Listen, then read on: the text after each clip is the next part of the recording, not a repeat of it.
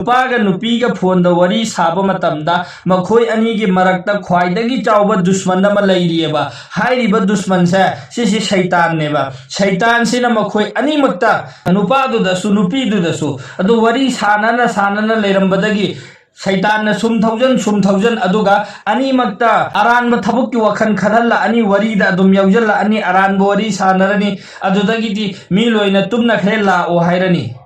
ने युमदगी हौगतलगा चखरनी नुपीदुना मयुमदगी थोगानी अरानबा थबुक तौरमनी कनाना उरी